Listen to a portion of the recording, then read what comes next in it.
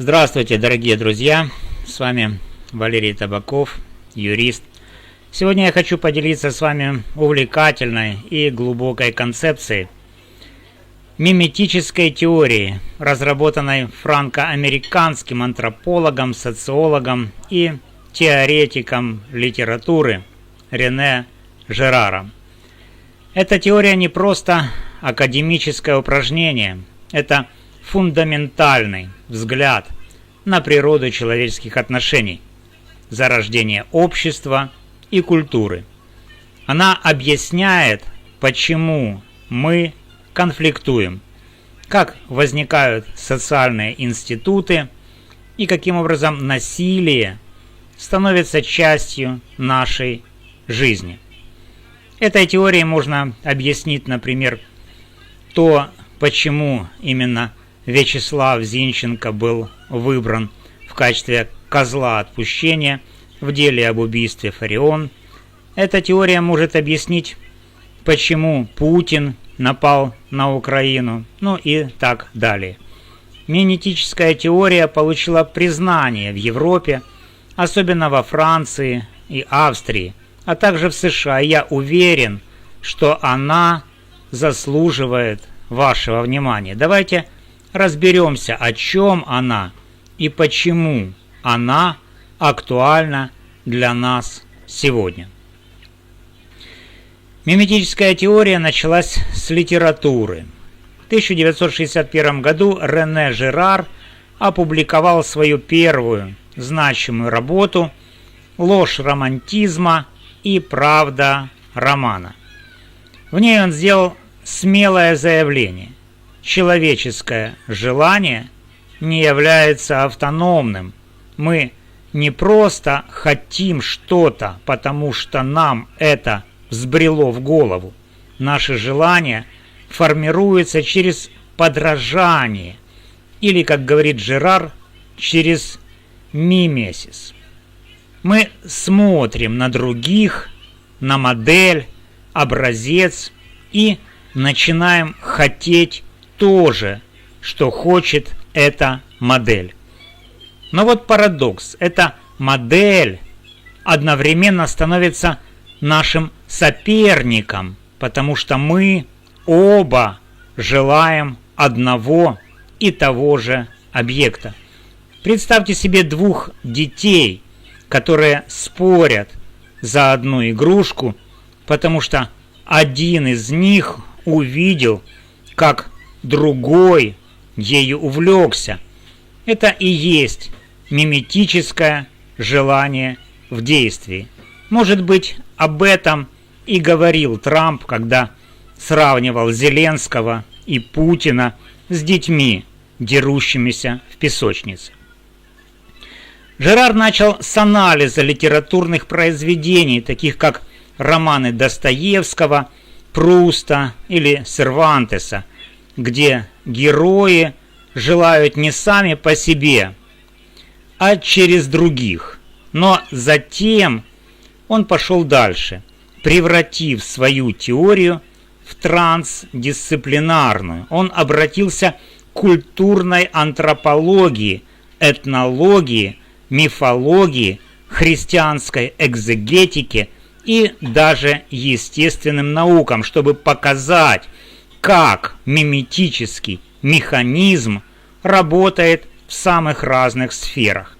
В своей ключевой работе «Насилие и священное» 1972 год Жерар выстраивает целую историю насилия, в основе которой лежит все то же миметическое желание. Давайте разберем, как это работает. Мимесис – это подражание, и Жерар утверждает, что оно лежит в основе человеческой культуры. Мы учимся, подражая другим, языку, поведению, ценностям, но подражание имеет и темную сторону. Когда мы подражаем желаниям других, это часто приводит к конфликту. Если я хочу то же, что и ты, а объект желания ограничен, будь то игрушка, слава или власть, мы становимся соперниками.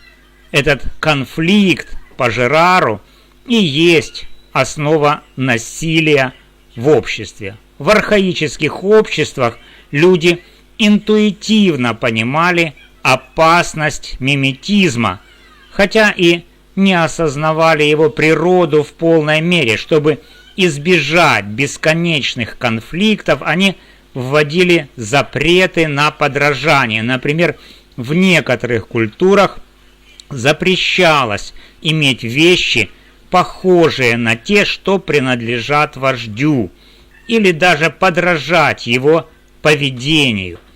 Более того, существовали радикальные практики, такие как убийство одного из близнецов, потому что близнецы – это слишком похожие, а сходство порождает соперничество и магический страх. Но полностью избежать конфликтов было невозможно, и тогда общество прибегали к ритуалу жертвоприношения.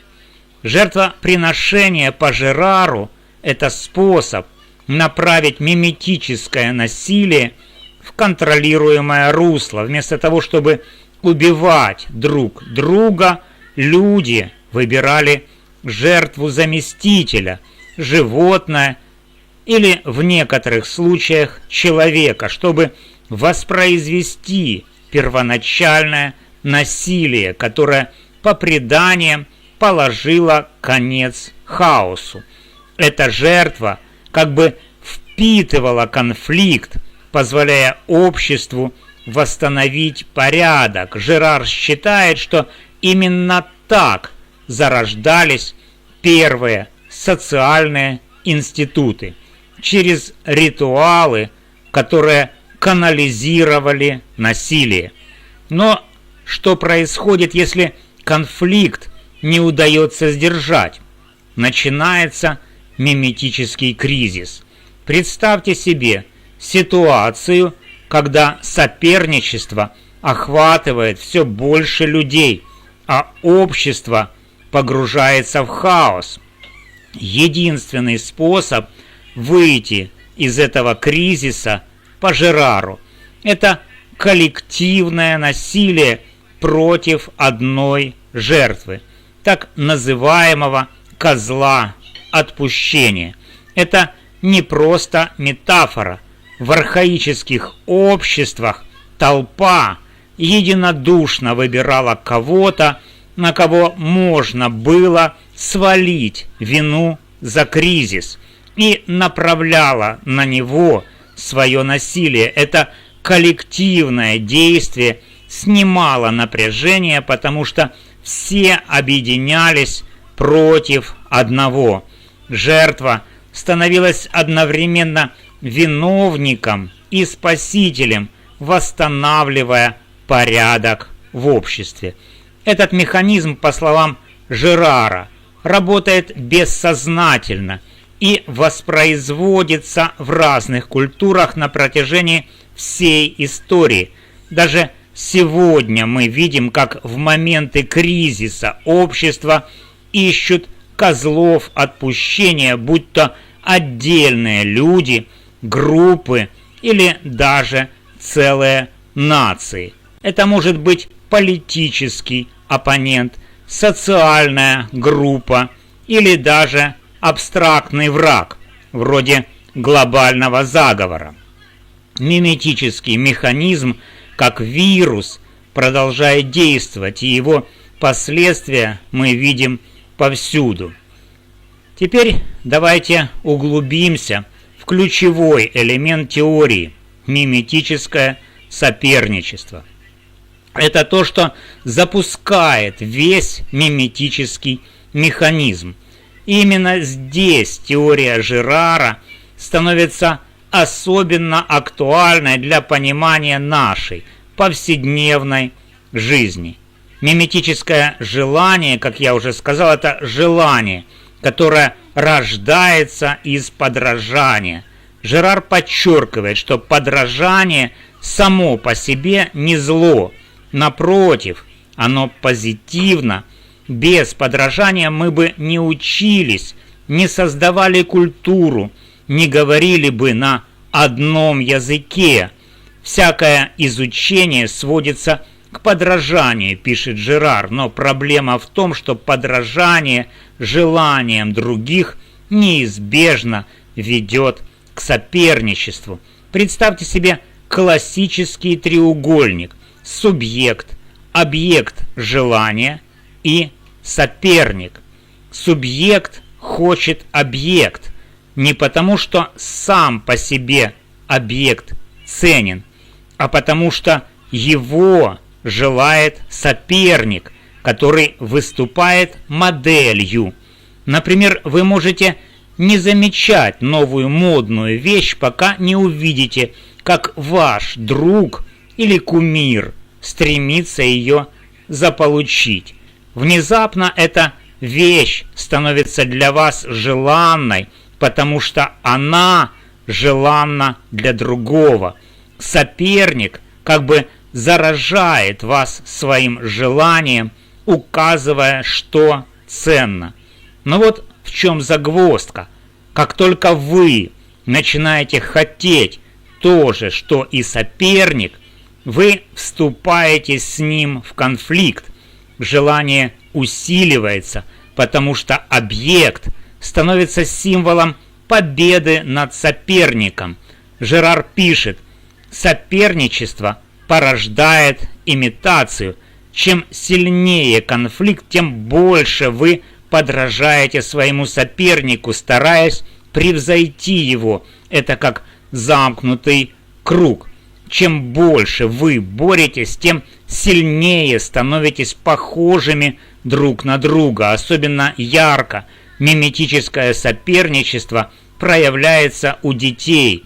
Ребенок видит, как другой играет с игрушкой, и тут же хочет эту же игрушку. Но Жерар подчеркивает, что взрослые ничем не отличаются, мы просто лучше скрываем свое подражание, потому что стыдимся его. Нам кажется, что наши желания оригинальны, что мы сами по себе решили, чего хотеть. Но на самом деле мы постоянно ориентируемся на других: друзей, коллег, знаменитостей, даже вымышленных персонажей. Этот стыд по Жерару связан с глубокой человеческой неуверенностью. Мы чувствуем, что нам чего-то не хватает, некой полноты бытия, которой, как нам кажется, обладают другие. Мы смотрим на модель человека, который, по нашему мнению, полон, успешен, счастлив, и пытаемся подражать ему, чтобы заполнить эту нехватку. Но модель сама по себе тоже желает чего-то, и это делает объект ее желания еще более притягательным. Жерар пишет, что желаемый объект как бы обещает еще большую полноту бытия, и вот мы начинаем бороться за этот объект, даже если он нам не нужен.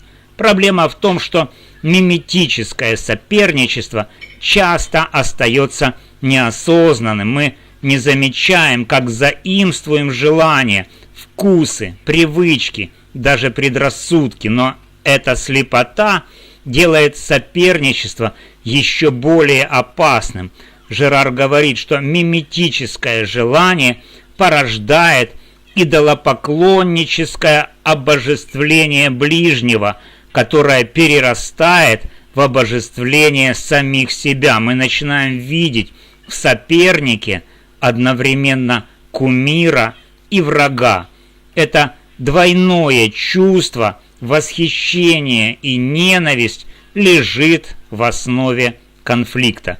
По мере того, как соперничество обостряется, различия между соперниками стираются, они становятся почти идентичными в своем желании и борьбе.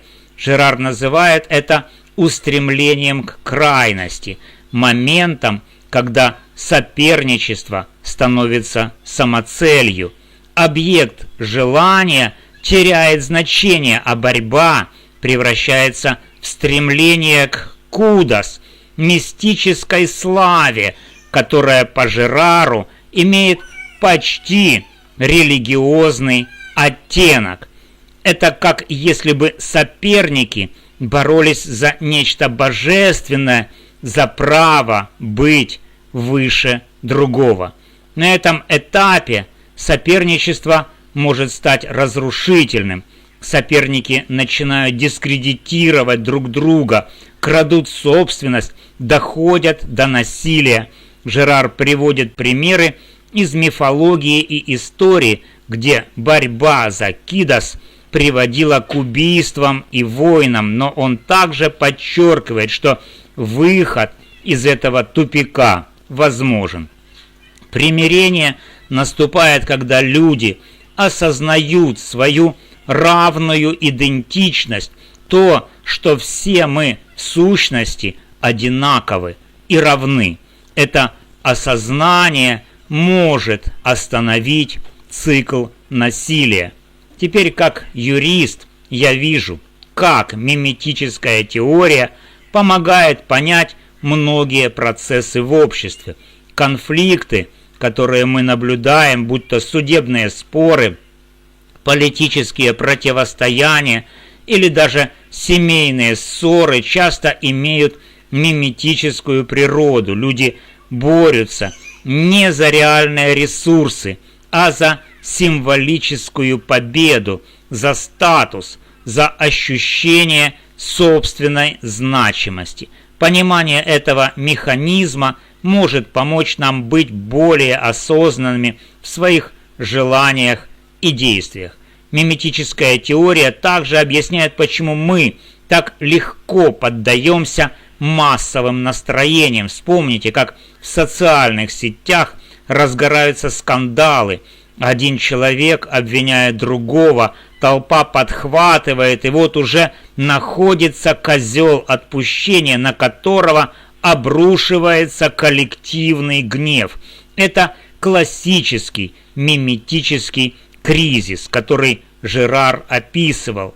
Но если мы начнем осознавать, как работает миметический механизм, мы сможем избегать таких ловушек. Более того, теория Жерара предлагает путь к примирению. Он говорит, что осознание равенства всех людей – ключ к преодолению насилия. Это особенно важно в наше время, когда поляризация и конфликты в обществе только нарастают. Как юрист я вижу, что многие споры можно было бы разрешить, если бы стороны признали, что их желания и страхи во многом схожи. Миметическая теория Рене Жерара – это не просто академическая концепция, а инструмент, который помогает нам понять самих себя и общество. Она показывает, как подражание формирует нашу культуру, но также порождает конфликты и насилие. Она объясняет, почему мы так часто боремся за то, что нам, возможно, и не нужно, и как мы можем выйти из этого порочного круга. Я, Валерий Табаков, призываю вас задуматься о том, как миметическое желание влияет на вашу жизнь, какие ваши желания действительно ваши, а какие заимствованы у других. Как часто вы вступаете в соперничество, даже не осознавая этого, и как мы можем вместе строить общество, где меньше конфликтов и больше понимания. Эти вопросы актуальны для каждого из нас, будь вы юрист, учитель, предприниматель или просто человек, который хочет жить в гармонии с собой и другими. Спасибо за внимание. Если вам понравилась эта тема, ставьте лайк, подписывайтесь, давайте продолжим разбираться в том, как устроен наш мир.